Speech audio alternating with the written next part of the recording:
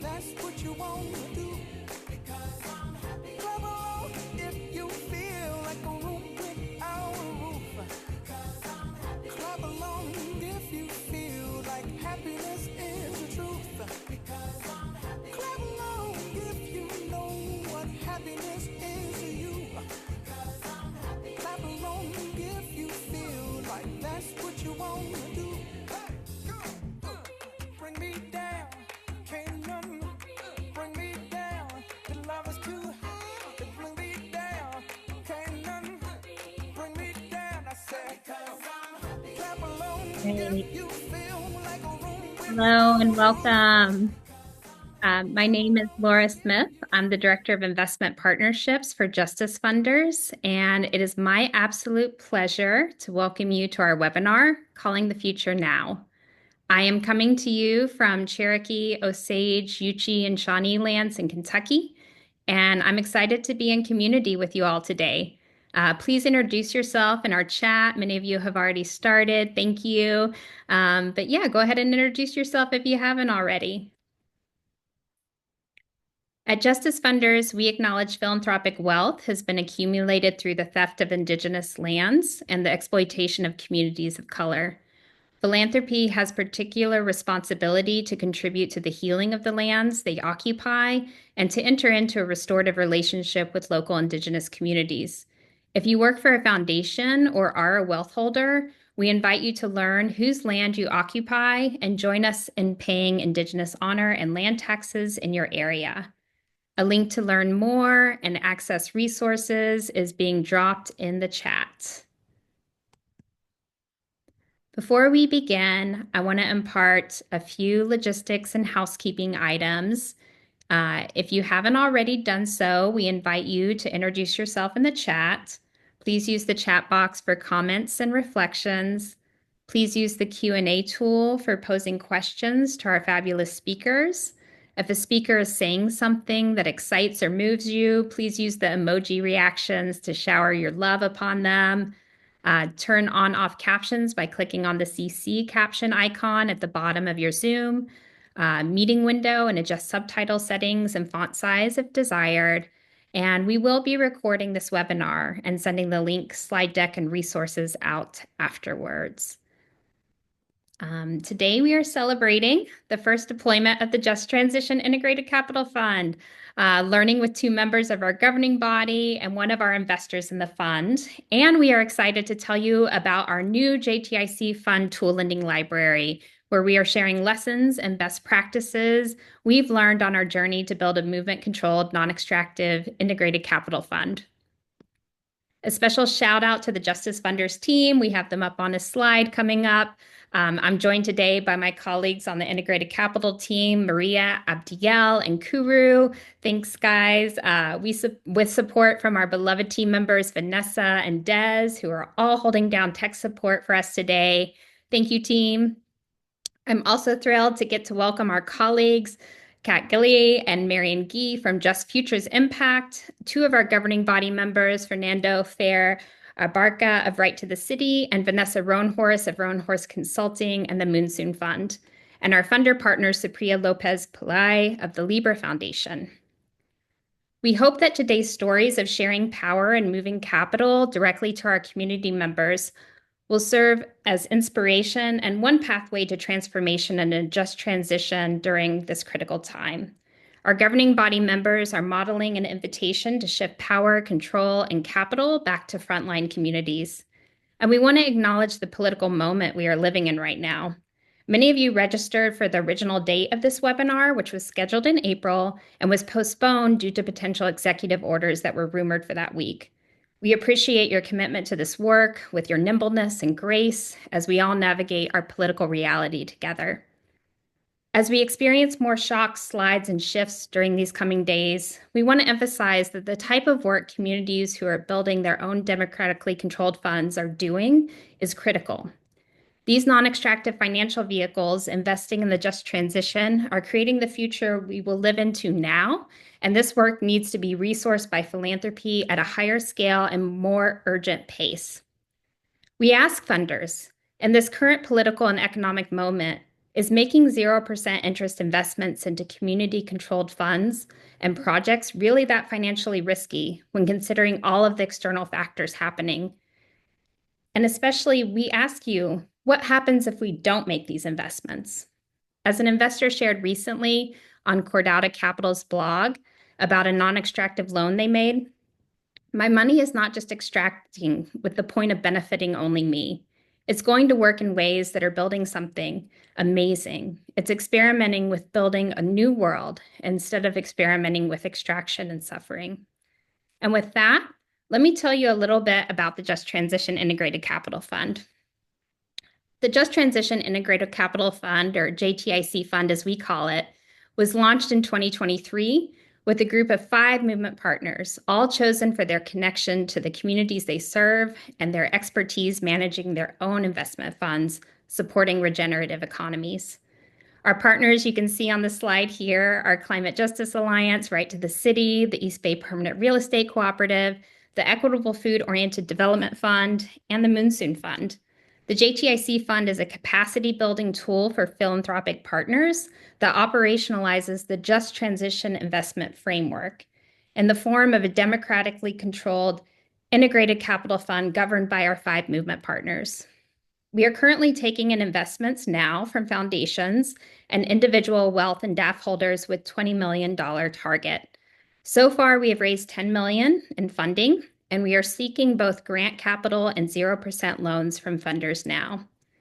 The fund offers 0% loans with the 7 and 10-year terms with matching catalytic grants to borrowers. Please note that as of today, we are not taking in new potential borrowers as we are not fully capitalized and have a robust existing waterway. The JTIC Fund is more than a fund, it's a learning community and field builder. We share resources, learnings, and when investors invest in the fund, they are invited to join a learning community with other funders on hosted learning calls. Our 4 core values of the fund that ground everything that we do are local community control, non-extractive finance and right relationship, rematriation, and reparations. And we are ecstatic to announce we have approved our first $5 million in loans and grants. Our first 2 0% loans were approved to Right to the City, who you will be hearing from shortly, and East Bay Permanent Real Estate Cooperative. If this is your first introduction to the JTIC Fund, I encourage you to learn more about us by visiting our website and downloading our investment policy statement. And now I'm going to pass the mic to our partner, Kat, with Just Futures Impact to kick off our conversation today. Hey, Kat.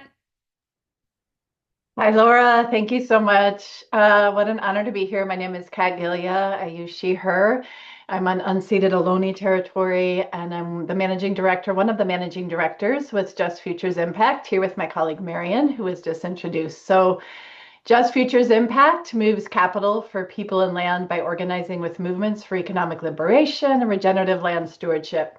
And our 3 primary approaches are described on this slide, includes supporting co-learning with community-governed funds together, supporting tools and infrastructure that movement funds want and need, and organizing investments into values-aligned funds in ways that center relationships of repair and justice. So we're absolutely delighted. Just Futures Impact is delighted to have had the honor of working with the governing body and with justice funders to support the fund infrastructure and to deploy relational capital.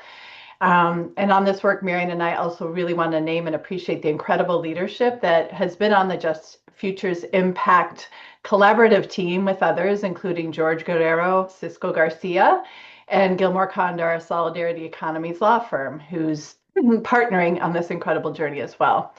So as I begin, I'm going to just share a few, 3 of the many lessons that we continue to learn in this incredible journey, which it is. So we are continue to learn, and that's part of the opportunity here, is to be in relationships of deep learning together. One of the first things I'll say is that one learning radical capital that moves for repair and rematriation is possible, and this group is putting that together. So we, as was named already, our context, but we inherit a much longer context and violent attempts to extinguish and outlaw ways of cherishing the land and each other with care, with abundance, and with reciprocity. And even amidst that and in that context, it is possible to wrestle capital into concrete projects held with ancestral processes, vision, and values, as well as the next economy visions and values that this governing body that really creates the worlds that we need, and we need them now. So the work is relational, rigorous, and possible.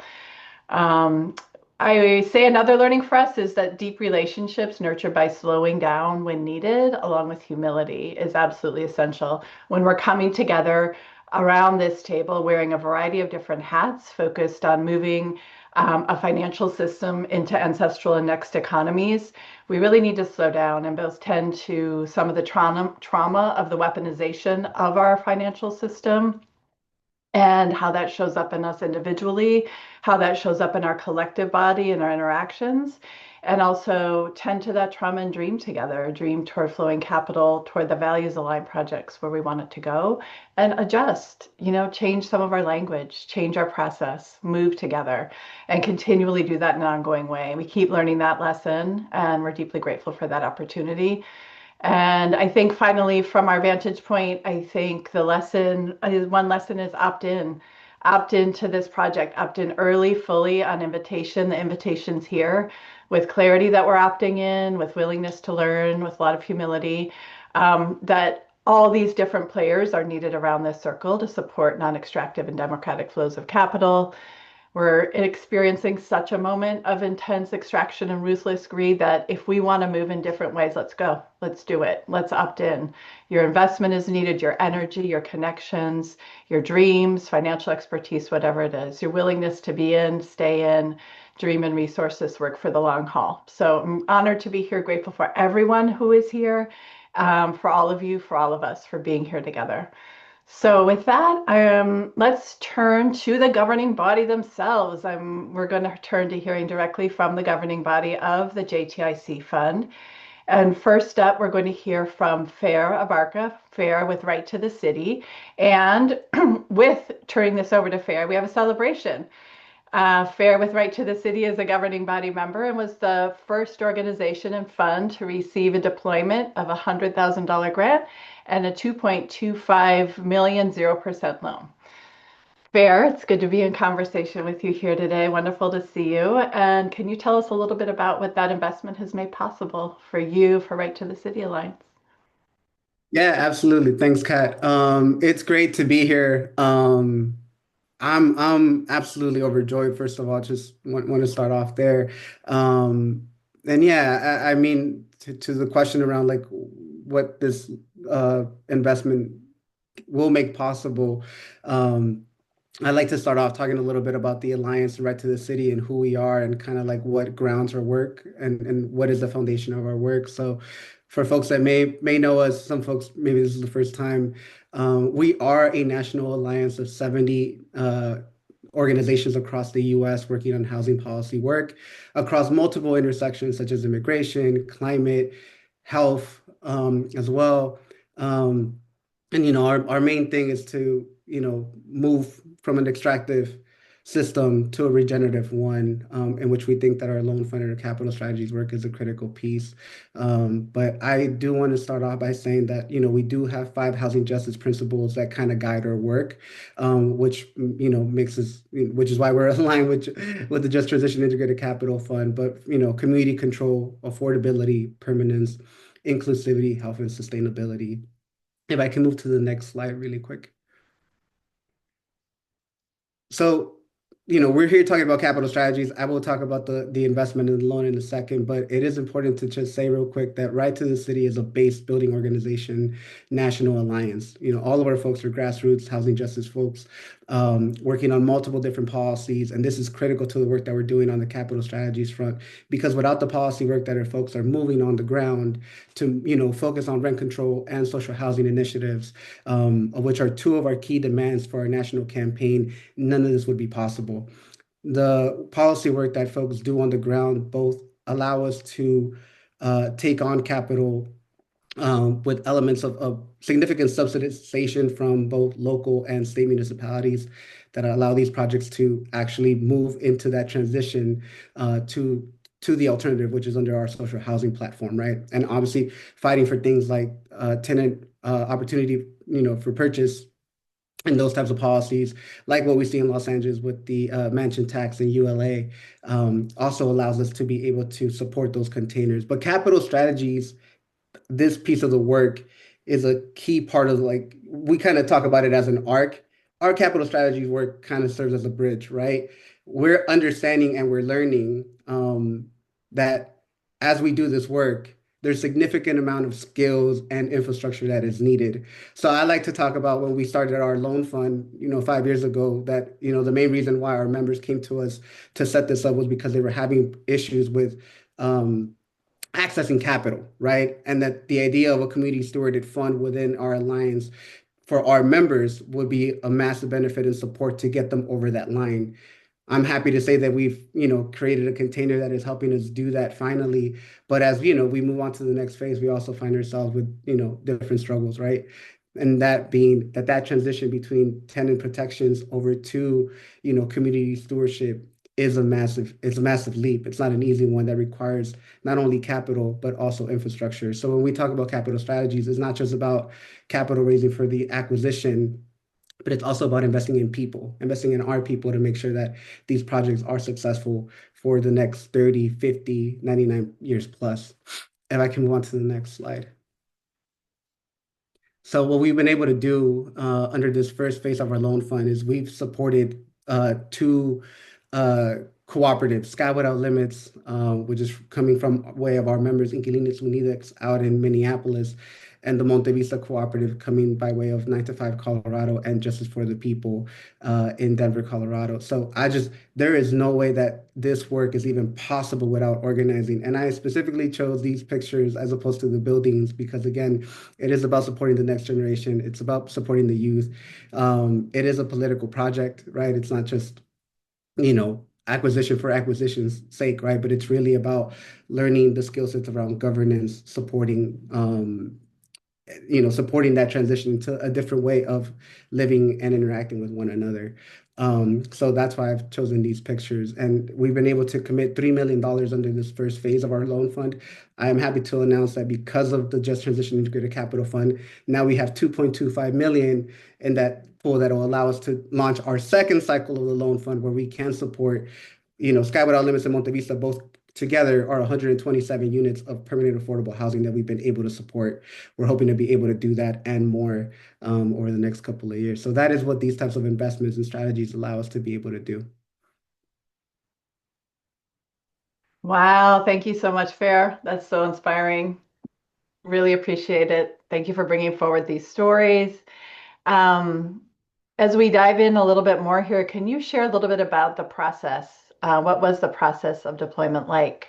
What were some of the lessons learned in this process, especially here we're going to focus about what we originally called the due diligence process. What did we learn? What happened?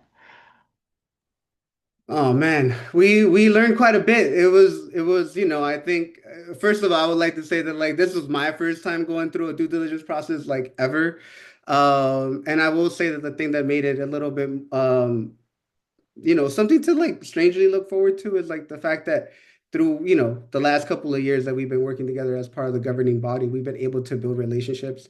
We've been able to get to know one another. And it's been a space that has felt so supportive and an area of work that sometimes can feel isolating, mainly because there's a lot of us are doing this work for the first time as individuals, but also as organizations, and that can kind of feel a little lonely sometimes. So I would say that, like, the due diligence process was nerve-wracking from that vantage point, even with that support. And there was elements of it that are still, it's like a traditional due diligence process. There's information that we're trying to compile, and I think that there's different elements at different junctures of it that felt like we leaned into, kind of like what felt like defending or like fighting for our project, but it wasn't necessarily like it wasn't the people, it was the process, you know, and I think that that was like an interesting distinction to be able to make, uh, you know, through the process, you know, that it's, even though I have this massive amount of like trust and feel supportive, you know, of folks, that the process in and of itself kind of felt like unaligned with the way that we were building, right? So our work is iterative, right? So we tried it, we've, you know, found some tweaks that we wanted to make, and you know, now we're orienting to it a little bit differently, right? We're looking at, you know, not naming it a due diligence process, but, you know,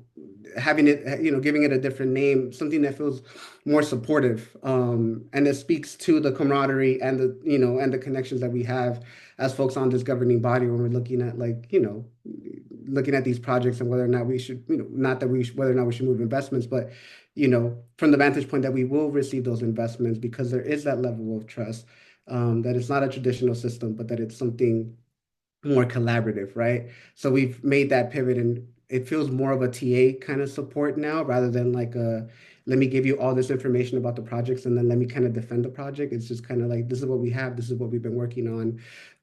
You know, obviously there's areas where we can improve, and those conversations are more like, how can we collectively support one another, so that these projects don't, you know, that's not the reason why this project falls apart, but that we can actually strengthen that, even more.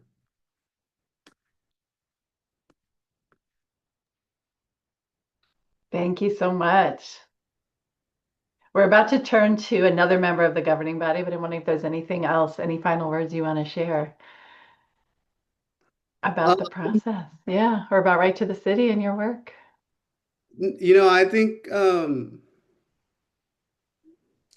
you know, I've said this multiple times. I think that the Just Transition Integrated Capital and the governing body space is probably one of my favorite spaces, right? It's been one of like the most, um, just open places of learning, of understanding, of grace and patience is what I would name it. It's allowed for like the feeling of, you know, as we navigate this work for the first time, that there is the possibilities to make mistakes and learn and grow.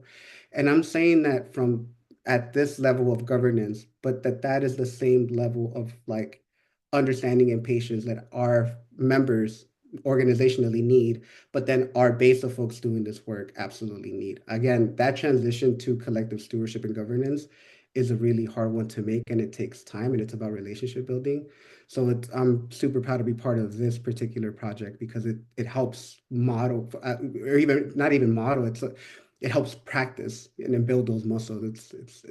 It's part of that iterative process, as I mentioned before.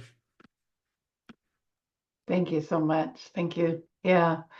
As someone who's not on the governing body, however, as a movement infrastructure partner and companion on this journey, I feel like we've had the opportunity to learn as well, and with a lot of grace, and has helped us transform our work. So I really appreciate that as well. Thank you, Fair.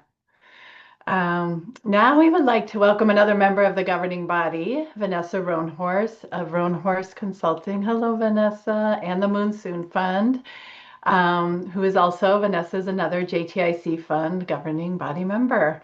Wonderful to be with you here today, Vanessa. So as you were just noticing, we just heard from Fair from Right to the City about the relationship and capacity building process, which is the new name, the new No More Due Diligence relationship and capacity building process, which is wonderful. And I know our audience here and all of us are curious about some of the other processes and materials that you've developed. So one of the things we wanted to dive into today is the conflict of interest, the issue of conflict of interest, which is something that often comes up in these processes. And people here will notice that Right to the City is a governing body member. And how did you approach conflict of interest when thinking about moving investments to governing body members? And what was the wisdom and the experience that you brought into that process informed by? Welcome. Thank you, Kat. I just want to say thanks to Fair and the team for going through that first process because it also allowed the rest of us to sort of learn in like the waves that they were building. We were able to participate and learn from them. The other is I think we also approached the due diligence. I just wanted to add from a place of yes, like a pathway to yes. Like we knew we were going to say yes. We just had to figure out how. And also how that yes reflected our values that came together through this process. And so in my mind, I never expected to experience due diligence from a place of care, because we knew we were advocating for each other and the purpose and the mission. So I just wanted to say, like, it's a real privilege to be able to walk into a space and talk about accessing money, knowing that your whole financial team and governance model and funders and investors are behind you. We're just working through the logistics of a system that has been traditionally designed towards no, and a system and a process has been traditionally designed to create divisions, which is why I think the conflict of interest, when we all started to come to it, every single one of us, and probably everybody who's on this call right now, we've all experienced the trauma of capital, and how the power dynamics when working through money and decision making comes into play, whether it was in your family, your first business, your first deal. And so this idea of conflict of interest is always created with the intention of naming that when a conflict comes, we'll have a process in place, but it always comes from a pretty negative perspective. It comes from a place of, we have to do this when things go bad, versus all of us actually took that trauma experience that we've had and said, what would it look like if we actually came from a place that conflict is neither good nor bad? It's just an opportunity to work through a problem. And if we're all in agreement and we're all in right relationship and we all have the same goals and purpose and values, a conflict of interest shouldn't be a barrier or something that we're afraid of. Rather, it should be something we embrace and we create for the conditions with care. And so some of the things that we did immediately was named that we wanted to change the name of the policy, because again, conflict of interest already sounds negative, like right out of the gate.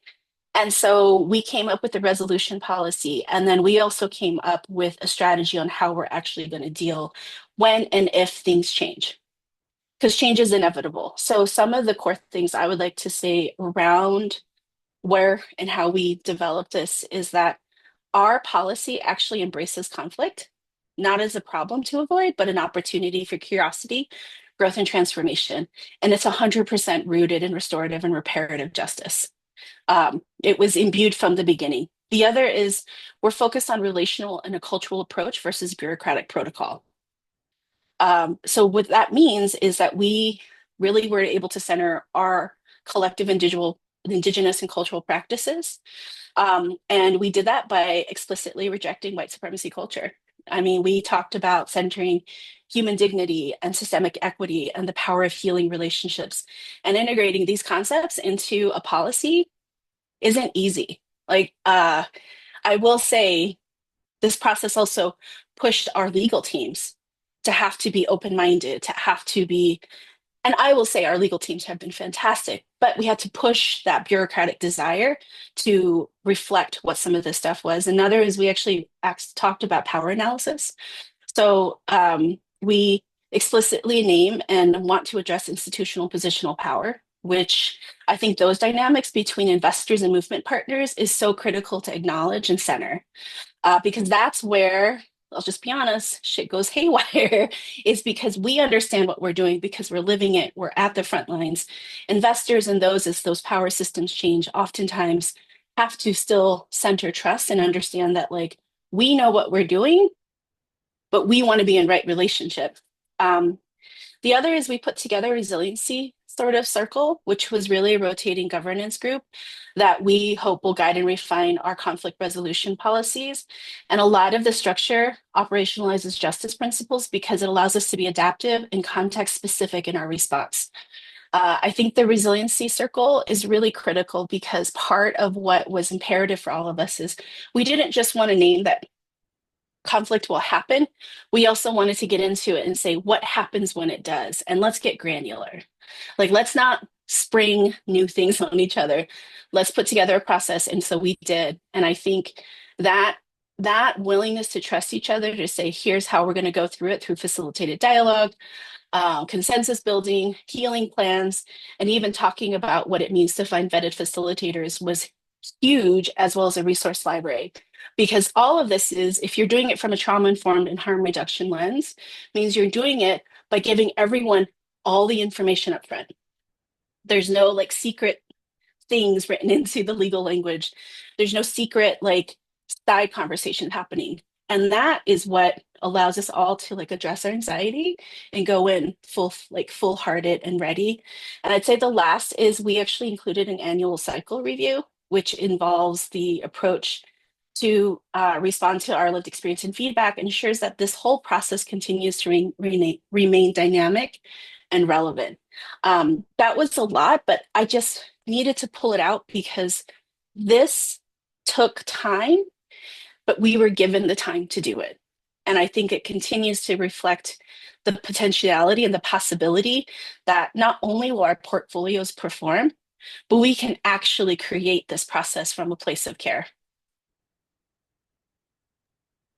So powerful. Thank you. Thank you. I have a question here around these visionary rooted processes and incredibly important processes to reshaping our relationships with capital. This contract of interdependence, the conflict resolution process, the circle you described. How then and now do you weave these processes described in these visionary statements into some of the financial tools? If we're going to get granular, like what is that process like? Moving capital under current rules and regulations, like buffering that system with, holding strong in these processes. How's that gone?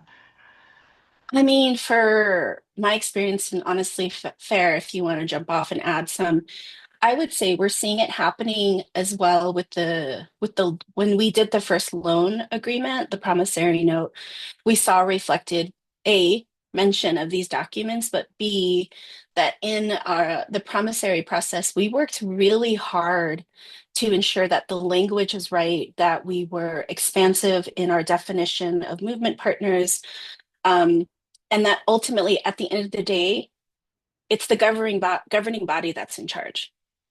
So like we can talk about all these things, but it comes back to the governing body to be in collective decision-making power. And I would say putting that into things like a promissory note, putting them into addendums like the contract of independence and conflict resolution process as part of our signing of the MOU across all of us, but even in the mention in those documents continues to speak to the fact that we don't forget anything, like everything keeps returning, and that we build off of those existing pieces. The other is when we have to, when we invite the legal advice and teams in, I feel like I learned so much from everyone because I'm so used to feeling like if your legal advisor tells you to do this thing, you're just supposed to do it. And instead, other members would be like, hold on, time out. Why is that necessary? Is that a requirement? I think we started to ask this question, is that a requirement? And the more we asked, the more, the team there were like, well, no, it's not. And we said, well, what else could it be? And so I guess all to say is like, it helps to have a collective of people who are very experienced in diverse ways, incredibly good at what they do, be able to advocate as a collective because we don't know what we don't know, and we were dismantling and continue to dismantle our own white supremacy tendencies, but also our historical experience with the legal system. And if you're someone like me who didn't go to law school and grew up the way I grew up as an Indigenous person, I do everything I can to avoid legal. Like if I don't have to talk to a lawyer, I'm not talking to a lawyer. And so it was just a process that I think really demonstrated when you get into these documents, the way we were able to take legal language and process and requirements and regulations and get rid of everything that was completely unnecessary, which we did. And it was a lot, actually. I can't remember one right now.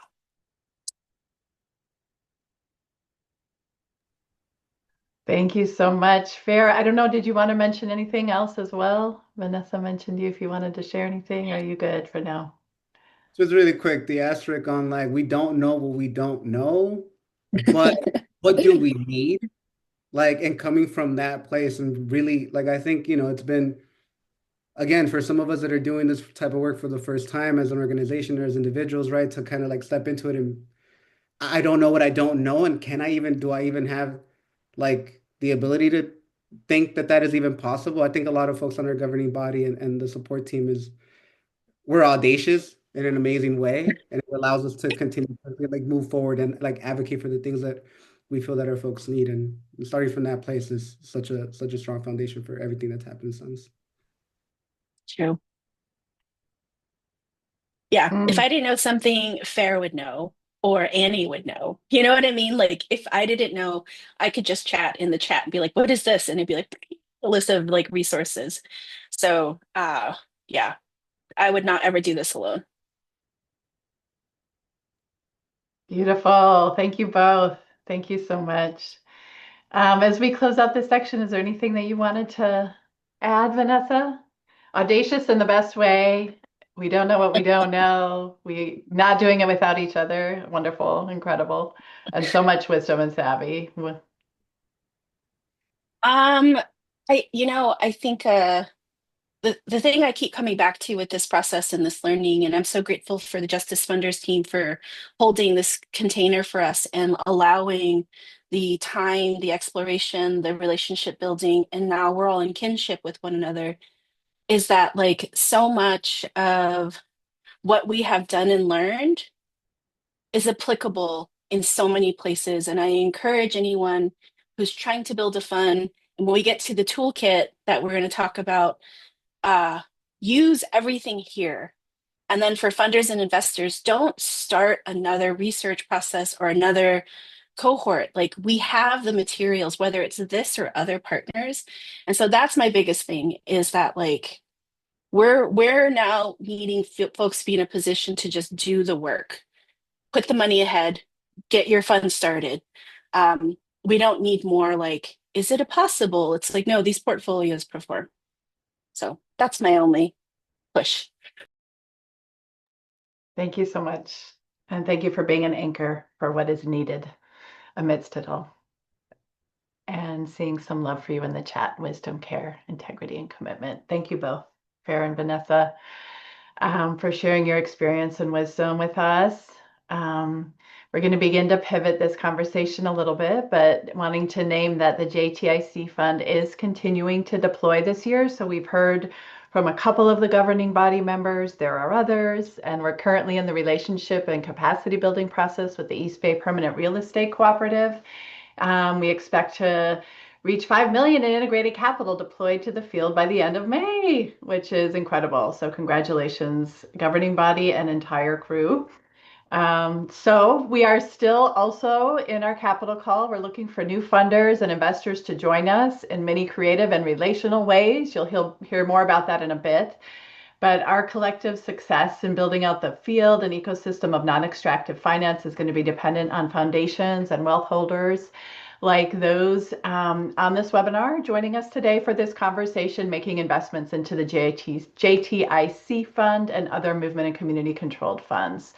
So I think alongside this call for capital, for money, for investment, for general operating support grants and loans, non-extractive loans, I want to stress that this is an opportunity for learning and an opt-in for the foundations and wealth holders as well, as you've heard already described. But I've been inspired. I began my relational journey with the JTIC Fund as executive director of a foundation that was spending out and making general operating support grants at the end of that journey.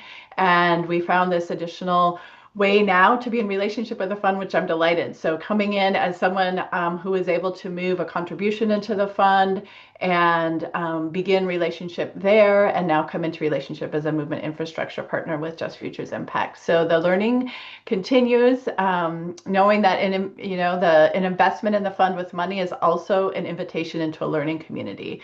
The governing body and the community is about to launch quarterly learning calls this year. And you'll also notice, and I noticed as well, which I just love this, on the IPS, the investment policy statement, funders are asked to report on our progress on non-extractive financial processes and practices. So this is like a very concrete, there's the learning from the visionary statements and from being in relational journey together where we begin to adjust, repair, transform. And then there's also the concrete, what are our non-extractive financial practices that helps us learn and grow and change our practices, not just with the JTIC Fund, but with the entire way that we seek to move relationships, money, collectively move resources towards the economies that we truly need. So part of the goal of the JTIC Fund is to transform institutional philanthropy practices and processes alongside moving money in this way. So they're very intentional. The group, we're very intentional about that. We invite you onto an ongoing learning journey with all of us. So a link to the investment policy statement has just been put in the chat. Which is a visionary document, wonderful, very helpful to use with our, within foundations, if we're inside institutional philanthropy or investment bodies, with our staff, with our boards, with other folks, really can line this up with other tools, be a very helpful resource, as are all the tools that are being made generously available to the field for this work to move forward in many different places. Also, a link to a recent article from Nonprofit Quarterly about this experience and approach is being placed in the chat. Thank you so much, Vanessa and Des, How to Flip the Script on Foundation Reporting. So check out that article as well. So with that, I am now going to turn it over to my colleague at Just Futures Impact, Managing Director of Strategy and Programs, Marianne. Good to see you. Welcome. Thank you so much for the introduction, Kat. I'm really honored to be here in conversation with one of the JTIC Fund's very first investors, Supriya Lopez Pillai, president of the Libra Foundation. You were previously the ED also of Hidden Leaf Foundation, which made an early investment into the JTIC Fund, and now as president of the Libra Foundation, also an early investor and anchor investor into the fund. So I wanted to start by asking you, what were some of the specific conditions that empowered the Hidden Leaf Foundation and Libra Foundation to make those investments?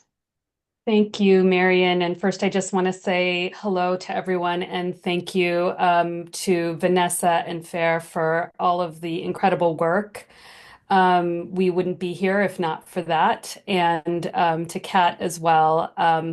And a big shout out, I think one of the main reasons which created the conditions for Hidden Leaf and Libra to make these investments was Justice Funders' Just Transition investment community, which both institutions had been participating in for some time before both the fund was made available and of course, before the institutions decided to invest in it. And in a learning space like that, where we could vulnerably ask questions and be in a space of really learning and experimentation together with the expertise and guidance and values aligned and politically aligned orientation of Justice Funders Network and the various folks that they brought into the space, including folks like Right to the City and Vanessa, that allowed us to be on a learning journey, which then prepared us to make the kinds of investments that we did. I was just thinking as I came into this conversation, here we are in 2025. And, there's so much going on, and we're in a place where we're actually moving grants and investments as philanthropic institutions. That is really quite something to celebrate. And Justice Funders Network and the JTIC community has been such an incredible part of that journey. I think another piece that is really critical and important, I want to have another shout out to my colleague and board member at Hidden Leaf, Tara Brown, who's on this webinar with us. And at any point where Tara wants to jump in, I welcome her. We were true partners in the learning space and in the space of making investments together at Hidden Leaf. Tara representing the board leadership and myself representing staff leadership, doing that together was incredibly important to understand and grow the understanding across the institution, across its various leadership roles. In the case of Libra, Ashley Clark, who's Libra's Director of Operations, was in the JTIC space, along with Lori Mills, who leads the family office and much of the investment work. So that co-learning across the leadership spectrum was critical to the organization being able to move the investments. I still feel relatively new to Libra, so I can speak more from the Hidden Leaf process. Deep trust was critical and important. It's like if you had introduced this, and we'd not done JTIC, or we hadn't gone through the learning together as partners of staff and board and other kinds of leadership, it would not have happened. That learning process and that trust, even though that trust could be there amongst these two kind of entities, board and staff, learning together built a deeper kind of trust that allowed us to do this. I understand too, and I think we'll talk about it a little bit more, that Libra went through a due diligence process internally, and that due diligence process was extremely helpful to building that trust, and then was shared out across with other entities as well, other foundations. And there's another entity that I think is really important on the Hidden Leaf side that I want to elevate. We worked with Full Spectrum Capital, or Full Spectrum Labs, a partnership that was really both aligned with the JTIC Fund, but helped us to essentially move that work internally.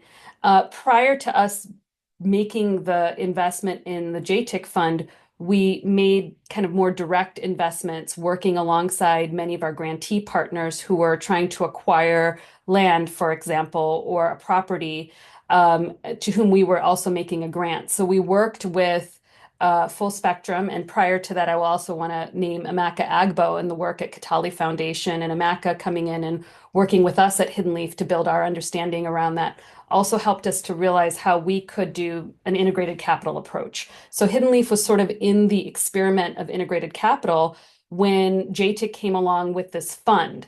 And the fund was something unique for us because prior to that at Hidden Leaf, we were moving these, as I was saying, direct investments, but here we had the opportunities to sort of leverage more resources into a fund that would then impact so many of our grantee partners, as well as other partners that were aligned in a way in which we didn't have to keep doing kind of individual funds. And I know Libra was also very excited, and it was its first and at the moment only kind of investment of this nature where Libra moved $4 million into the JTIC Fund to support several partners and leverage those resources. And I want to point out that the resources that Hidden Leaf moved and the resources which Libra moved, both which were 0% loans into the JTIC Fund, were 5 to 10 times the size of our average grant. And we often are talking about our grant dollars, right? But here we are, and our investment dollars are often kind of sleepy or behind the scenes. But this is something that is like a very unique tool in the toolbox that is extremely aligned and where capital deployment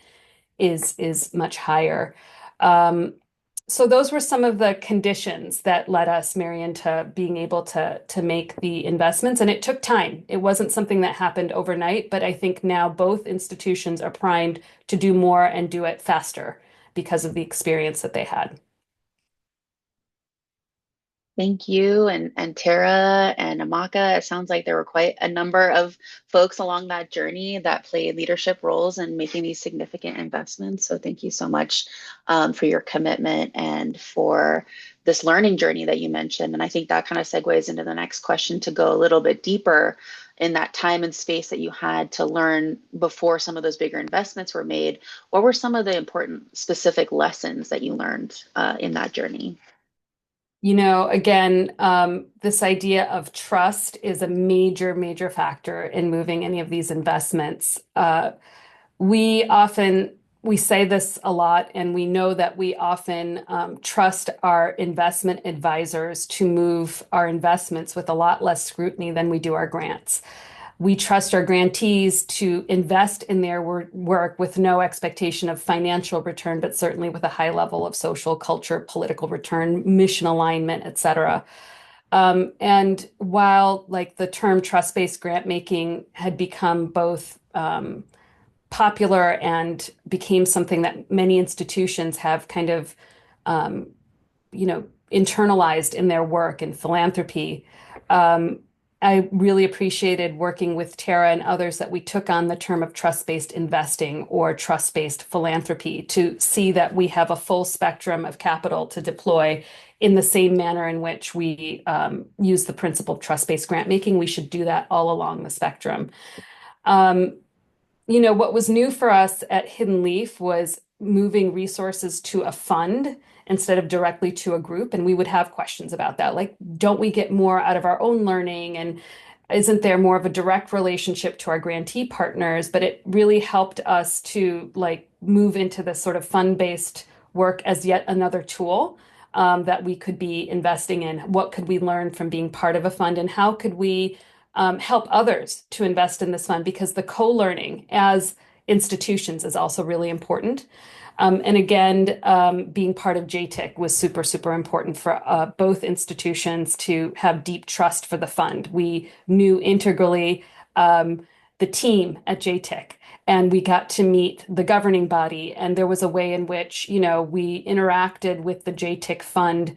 And I would say that this also occurs in other investments as well, but the level of trust that JTIC brought to the table by having that interaction with folks that were part of the Justice Funders network was super helpful. I would say that at Libra, it took a lot of capacity from the staff in the family office in order to move the resources to the JTIC fund. It was so new, so different for the institution. And there were various speed bumps that were hit along the way. And one in particular was, how do we call this a loan? Or why wouldn't you move this as a recoverable grant? And, we did have similar questions at Hidden Leaf. And even at times, I remember Tara and I having conversations of like, shouldn't we call this a loan and move it like a loan because it builds a different muscle internally? And there was, we still, and I'm sure Hidden Leaf is still in those questions. Well, similarly at Libra, they ended up categorizing this as a PRI instead of an investment out of the endowment. And while Hidden Leaf didn't have as much of an issue of moving this as a 0% loan, Libra needed it to be categorized as a PRI. And so that took some time and some learning and some internal,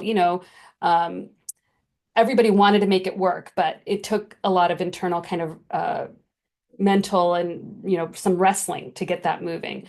But eventually both institutions took the leap. And I know this sort of categorization can be a question for other foundations. It comes up a lot, and we're still learning. There's a lot to be learned. What's the best way to categorize? How do we move this? What do you mean by 0%? What happens? And I appreciate because the JTIC Fund was very clear. What happens when money is recycled back in? Well, it gets deployed to go out and do more of the same kind of investing. But that kind of clarity and question asking internally for the organizations were some of the things that we grappled with. But we are still learning, and we look forward to being in this process and appreciate that the JTIC Fund is in these spaces of kind of continuing to allow us to be in the experiment with them about how we learn where the resources go and how they're helping move community work. Thank you so much for sharing these two examples of non-spend out foundations that made investments to the fund. I wanted to follow up with a question around why do you think it's important in this political moment for wealth holders and all types of foundations, while the JTIC Fund is kind of ready-made for spend out foundations? You just gave these two great examples of non-spend out foundations and the lessons that you learned in that process. Why in this moment is it important to make these types of 0% investments into movement controlled financial vehicles like the JTIC Fund? Right now, especially when I think about these potential executive orders and all of the things that we are kind of chattering about in the background, the focus is largely on the grant side, right? It's largely on where are you moving grant dollars to. We also have questions in the community among grant partners around vehicles, structures, various ways in which we might have to shift and move in order to continue to move resources. And that's something I want to say right up top. With everything that's happening right now, we have the job of moving the money. However we need to move the money, we need to move the money. We can't stop. We keep going. And this exercise of getting to this place in 2025 where we're moving grants and investments along the same continuum towards greater community control, towards liberation. We need to keep moving. We can't stop. And with that, I feel like things like the JTIC Fund allow us to diversify our resources, move them into ways that are aligned with our values. This idea of shifting power into community control is still something we want to continue to exercise. And the diversity allows us to move things at a level of speed. The JTIC Fund can work with its partners to determine which LLCs might be the right places to move resources versus the C3. And we don't have to deal with that as the institution, as the philanthropic institution, in the direct way that we might be under attack. I appreciate that JTIC goes out front with the communities it supports to figure out what's needed, and we're just here to support that. We want to see that we have opportunities in a very volatile market where, it's up and down. This 0% loan is a capital preservation strategy that can really be something that communities can count on, while we as foundations have the ability to shoulder the risk in that volatile market. This fund allows the community to be able to move more than what a one-time grant could be able to do. And I think that, in a time of much destruction, here we have a vehicle of creation. Here we have a forward-thinking thing that we can all be investing in. And I would love to see more of that in the future. I think we're moving towards a world of greater interdependence in the face of all of this destruction. And I think all the things that Vanessa had just said about that was just really beautiful. So I think that we have an opportunity here to invest in something that is longer term, that will perhaps outlive all of our structures, that will be more along the lines of the world we seek to build. And I'm so grateful that we invested in something, both Libra and Hidden Leaf, prior to this Trump administration. So we had a sense of experimenting and being in the muscle building of a different imagination, that it makes it easier to say, yes, here we are invested in this thing that we hope will outlive whatever is coming at us right now. And yeah, as more scrutiny is placed on us as foundations, moving in this way allows that kind of to have a little cover away from that kind of scrutiny. So that's something I hope others will be open to investing in at this moment, beyond the traditional grant structures. Where else can we put our dollars that will actually really benefit and leverage resources for the community? Thank you for that important reminder about this also being an opportunity to continue the work that happened before this election. This opportunity to continue to move money to community-controlled loan funds. And in that vein, is there any specific advice that you'd give to program officers, CEOs, investment officers, wealth managers who are contemplating moving their institutions or clients to make this type of investment? It really varies across those different stakeholders, CEOs, program officers. It's not the same advice. I welcome the opportunity to talk to people across that spectrum, because I know that people occupy different positions and have different questions and have shoulder different kinds of risks internally in the organization as well. But moving together is really important. This is not something that we could have done in either institution with one person. Moving together, moving with trust, moving while learning is really important. Often, we always say this about philanthropy, right? Like, we want to know the answer before we're going to invest in the thing, and we're not going to always know the answer. And in fact, that's the beautiful thing. We're not going to know the answer here, but let's move together with trust. And ultimately, I don't think that this is a very risky thing. I think that it feels risky in that for some people in the traditional ways that they think of risk. But if we think of risk in this moment as we have the ability to shoulder it, and it's a relatively small investment, we can figure out creative ways to support community right now. So I think that it's really important that we model that we can shoulder that risk, and we model solidarity with community, with each other. And I think those are the most important things right now. Thank you, Supriya, so much for sharing your experience and reflections. And if you all are feeling like I am, which is like trying to capture all of the juicy nuggets of wisdom and tools and informations, well, I have some relief for you, which is that all of the speakers here, as well as the folks that didn't speak from the governing body, have contributed to our new Just Transition Integrated Capital Fund tool lending library. So if you weren't able to digest all of that information, not only is there a recording of this webinar, but there is this opportunity to access this library. And a link is being dropped in the chat. And you also see it here on the screen in terms of what you would be able to access in that library. I think it's also important to note that this library is free to movement-based organizations and funds, but we're asking for a donation from foundations and wealth holders to access this library. A lot of time, experience, wisdom, resources went into building out these tools and reflections, and we would really want your support in the future work of the JTIC Fund. We'll be taking requests now to access the library, and there's going to be details on the website and hopefully also in the chat. And we will begin fulfilling those requests for access in June. And now we're going to pivot to some time for questions and answers. So we're going to be bringing back all of the speakers. And so if you want to start putting your burning questions in the chat, and maybe you already have been putting them in the chat, and I know that I have some help from some folks to capture those questions. I'm going to give you all a moment to do that. And keeping an eye on multiple documents with questions. And maybe just to start us off so we can get the juices flowing, maybe a question for Vanessa and Fair.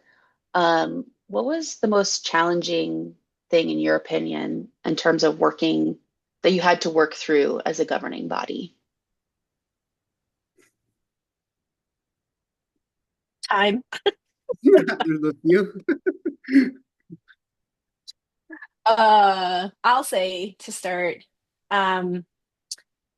this was so important. It was so critical, which is why our team had like 3 people joining, because it was like just making the time to stay on top of the amount of documents running back and forth between all of us took a lot of reading and consistency and energy. So we really needed a team approach to do this, because, you know, we had to build much deeper institutional knowledge for the Moon Student Fund and the work we've been building.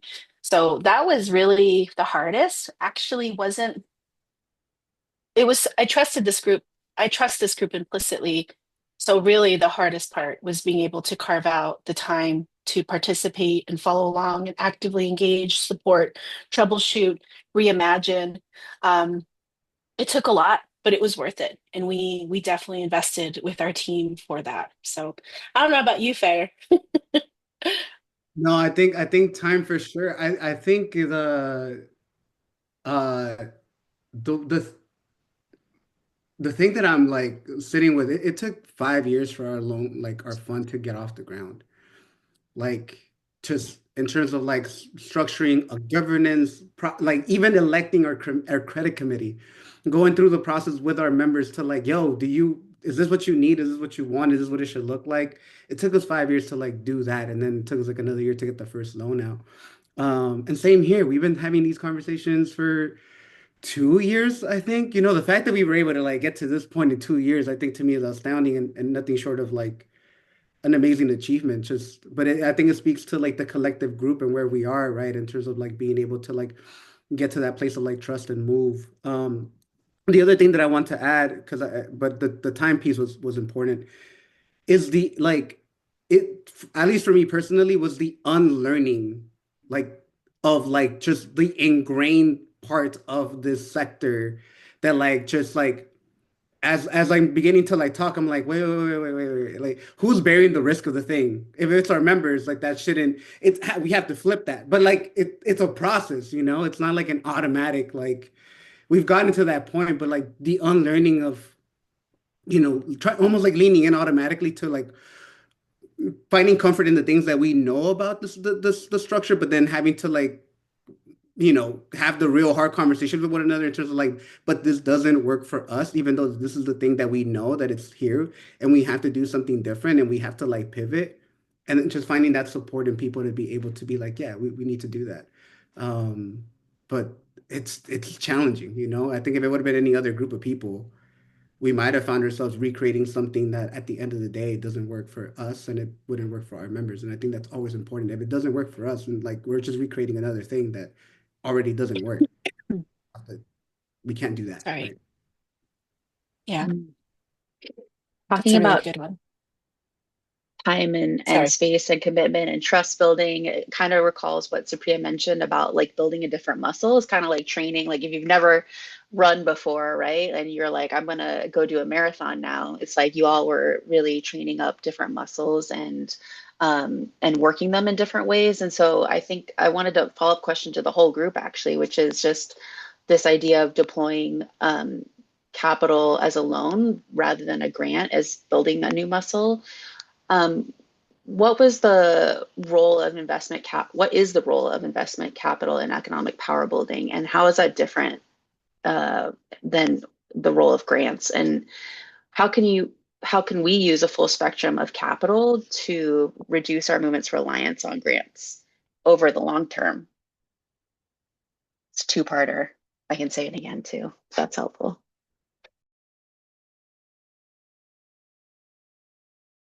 Well, I'll jump in, Marion. I mean, and I might answer some or not all of this, and there are others on this call too who could answer this. But I think for so long we held the things so separately, and we still do. I mean, it's like this is amazing that we're having this conversation now, and um, um, and still the choir can grow much, much larger. We still in philanthropy very much think of our work as we do the good over here and we make the money over here, and those two things are separate. There's first like this kind of demystifying that these things are separate and understanding that they move together. And that demystifying isn't just for the institution, isn't just for the board and the staff. That demystifying is also for the grantees and for the investment folks, your advisors. It's like this is all part of one big whole. You have shared your IPS with folks here. Justice Funders has shared its IPS. Tara did a great deal of work on Hidden Leaf's IPS. For most institutions, the IPS is this very sleepy document that is actually initiated by the investment advisors for the institution. Let me tell you how I think with your good mission, how you should do this work. And then we have like sort of our grant strategy, which is a sort of different kind of investment policy statement, if you will, on the grant side. How do you think of your grants as investments as well? So there's a sort of demystifying process that happens. And when we really engaged in our investment policy statement as a living, breathing document that took into account the whole of the institution, I don't know, Tara, maybe that took like a year and a half. And it wasn't this easy lift. And by the end of it, we have this beautiful statement, and we are still living into how we make that a real thing. Like some of that still sits in its separation, but we're trying to live into how do we make it a real thing. And on the grantee side, working with grantees who are like, yeah, we are so excited. We're ready to take on an investment. What does that mean? We don't even know. We did this work to understand where folks were at in their journey, and we sort of had like a spectrum on that end. Who was interested, who had something that they were working with, who was further along and had actually, kind of already started acquiring a property or was already in an investment loan, a recyclable loan fund. And then where do we enter into it? We sort of had to do all of this work. It was a new level of work across the whole, and the kind of full spectrum approach allowed us to see that we had other tools in the toolbox we were never even looking at or using. We've come into new understandings of what PRIs and MRIs are over at Libra. They aren't these sleepy things that are just kind of on the side that you feel good about. No, they're actually really powerful tools. And are they even categorized in the right way? Is that really a PRI, or could you do what is it better served as a recoverable grant? So I guess we're just kind of demystifying across the whole that 100% of these institutions, we are philanthropic institutions with the statement of good, but we have the capacity to be, and we are financial institutions. We have a range of tools here that are not just financial tools, but there are people tools here. There are all sorts of other tools. We're just unlocking the possibility of what those tools are and who has a right to access those tools, who has a right to be in the machinations of them. And the word right could be there, but it's also like who should be, who's best positioned to unlock that tool to its fullest possibility. So those are some of my thoughts. I'm not sure that I totally answered the question, but it's what came up from what you asked. Thank you, Supriya. Pat or Vanessa or Farah, do you want to add anything to that? And feel free, folks, to add more questions in the chat as we go along as well.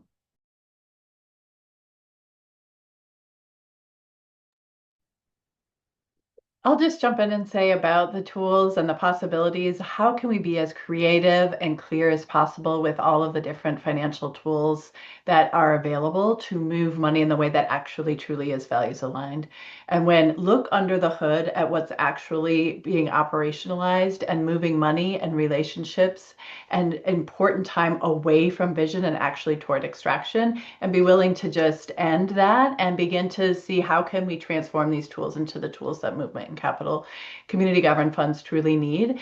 And there's so many of the assumptions. I think Fair talked about this too, that we just come into this work with this is how it's been done and this must need to be structured in this way.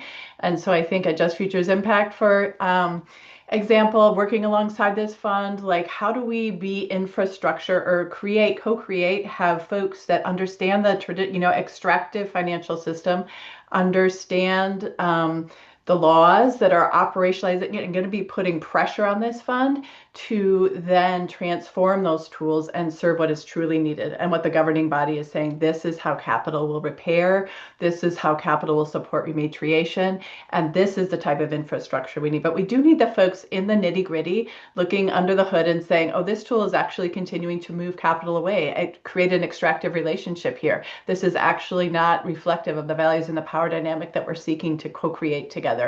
And that's been incredible opportunity to be in that messy middle and then have the tools begin, hopefully, to serve the governing body's visions, dreams, interests of all of the members and all of the people that Farah and Vanessa have talked about.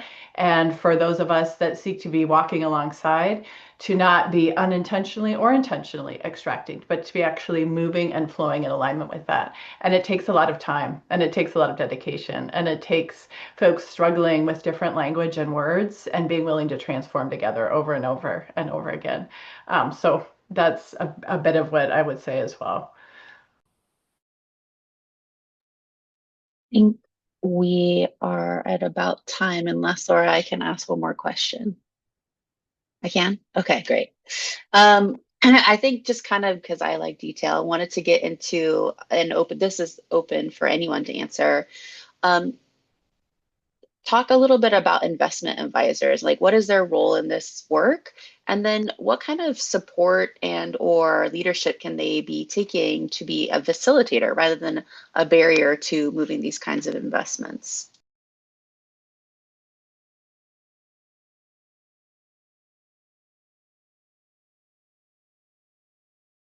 Well, I'll jump in and just say we have to approach everyone along this way as people that are going to be powerful allies. And it doesn't always work out that way. I understand that.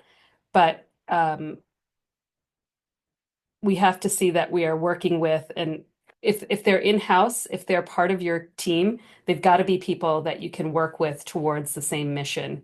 And it's not always easy because what you just said, was it Kat or Marion, or it was actually you, Fair. We're so used to playing a particular role that when you're asked to build a different kind of muscle, you're like, wait, that's not my lane. I'm not supposed to do that, or I don't have those tools over in my traditional institution. It doesn't always work out. It doesn't all, I can't say that it's like this happy, like we're all going to make it to the same place, but I think it's, iterative. And, just as Kat was saying, you lift up the hood to look underneath. Well, lifting up the hood to look underneath can sometimes be like, oh, we say this is really good impact investment, but is it really? Is this, or this is great, it's kind of middle of the road. How much further can we go? And one of the things that I appreciate in both institutions that I've been in is that we don't just have one set of investment advisors. We might have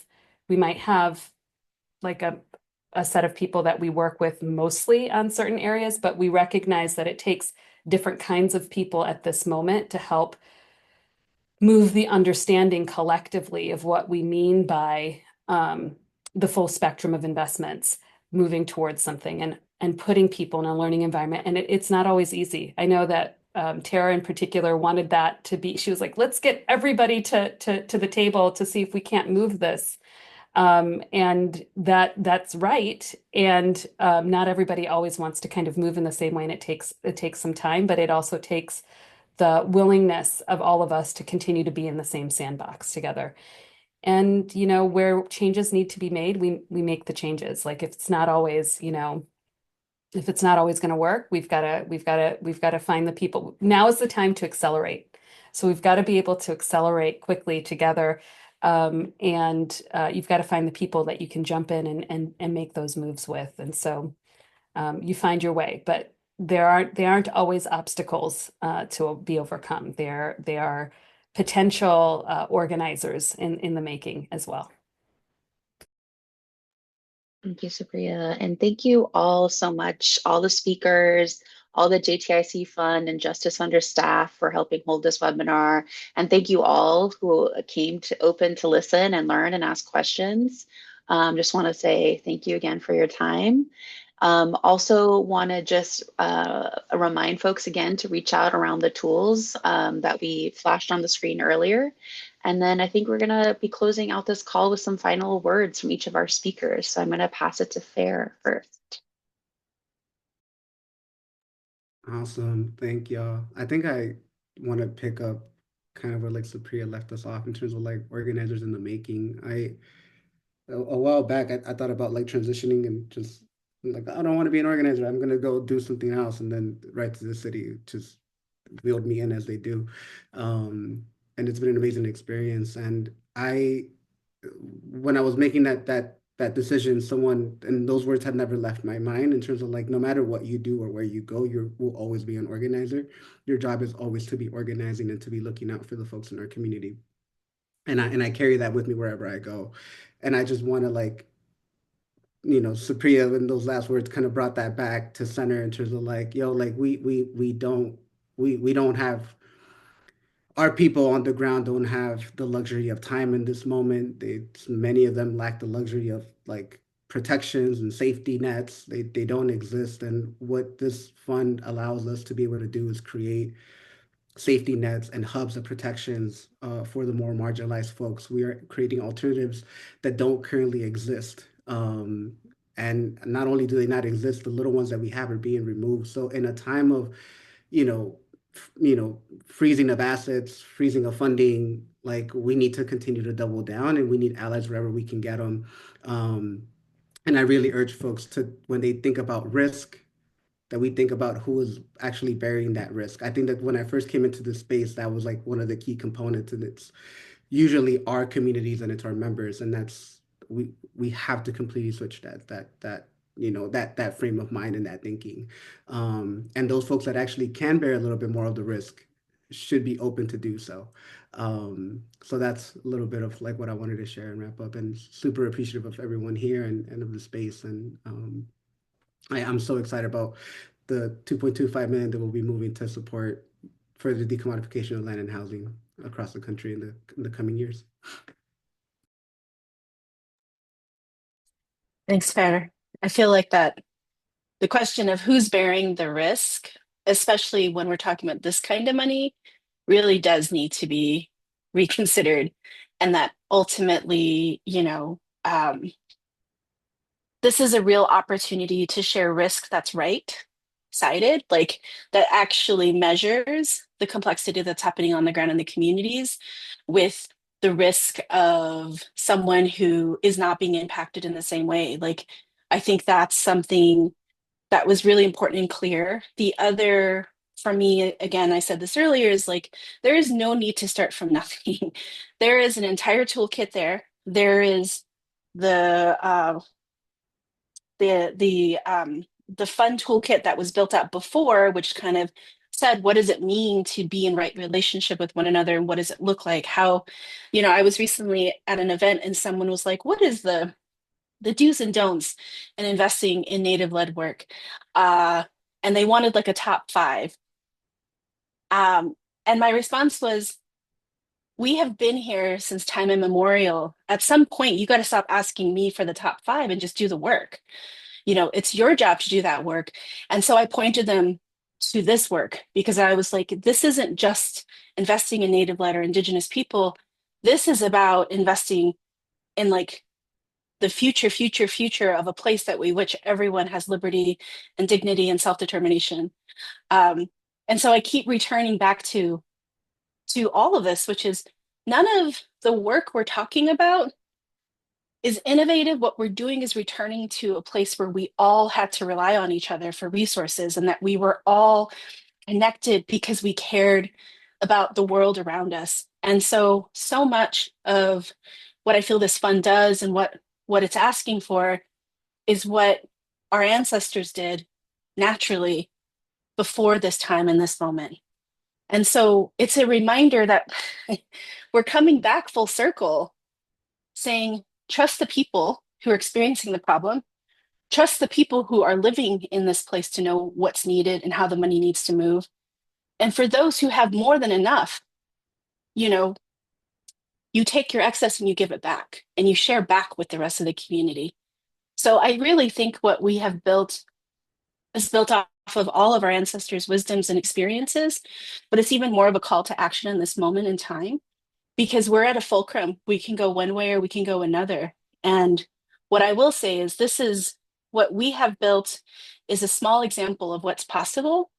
And I would really hope whatever happens beyond this, that we get to the 20 million for this fund. But how do we actually see more of these types of structures across the country, across Turtle Island? Because this is needed and possible. So all of it is just, Hiet Nitsago to the Justice Funders team and to all of the governing body members for trusting us and trusting each other. I just want to, don't hesitate. Just get on board because we're doing cool things for our people and we're not even asking for that much. Not yet.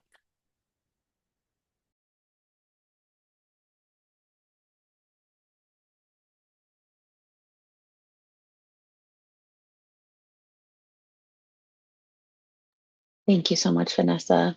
I think I'm handing it to Laura. That's right. Thank you all for those powerful, powerful words. And thanks to all of you who have hung in there with us for the full 90 minutes of this webinar on a Tuesday. We're so appreciative of all of y'all building this new world along with us. Can we throw up some love and emojis for our speakers today? So wonderful to see y'all. Thank you. Thank you for all that love and flowers and celebration. So we are coming to the end of our time together today. We've covered a lot of ground, and I know that there are many of you who want to keep this conversation going. So we have several invitations as next steps in supporting this movement, and we will be sharing out all of these announcements and next steps and the resources that we shared on this call in an email to y'all with the recording after this. But if you're interested in making an investment into the JTIC Fund to support this phenomenal work or have lingering questions, please be in contact with me. I'm dropping my email into the chat now. Thanks, Vanessa. And at Justice Funders, we are a partner and guide for philanthropy in reimagining practices that advance a thriving and just world. And I want to let you know about a few upcoming opportunities to be in community with us. So if you're new to just transition investing, but today piqued your interest, we have an intro to just transition investing workshop coming up on May 29th. That's in 2 days. There's still time to register. This is a great learning opportunity for your staff, board, and other philanthropic colleagues, or if you're a wealth holder yourself, who are curious about just transition investing and want to explore the transformative potential of applying the JTI framework to foundation investment practices. We invite you to check out the other 3 workshops in the series as well. It's part of our fundamentals training. Likewise, if you want to go deeper on building structures for liberatory governance, like those you've heard about that the governing body are practicing with their stewardship of the fund, applications to join our next liberatory governance community of practice cohort are open now. It begins in August. We wrapped up our first cohort this year. I was part of that team, and it was a really powerful experience for folks. And we are super excited to let you know about our inaugural Funder Organizing Institute. Learning how to do this type of funder organizing work that you heard about from Supriya and the JTIC community of funders is something we've been being asked for a while. So we're having our first in-person training coming up in Santa Fe, New Mexico from June 23rd and 27th. Thanks, Vanessa, for dropping that link in the chat. And there's still time to register for that. And finally, I just want to invite you to go to our website and look at all of our many offerings and events coming up for those of y'all that are members of Justice Funders or want to become members of Justice Funders. We have a quarterly stargazing party that we do to introduce you more to our work. You can find out information about that on our website. And so with that, I want to just express such deep gratitude to our governing body members and our colleagues and co-conspirators at Just Futures Impact for sharing your wisdom and insight and helping to steward this important conversation. And to the Libra Foundation as well. Our co-conspirators in philanthropy are so important, and they're growing in numbers. So thank you for taking this journey with us. Please show everyone some love and throw up some emojis. And I'm going to wish you a great rest of your afternoon. Thank you, and be well, everyone.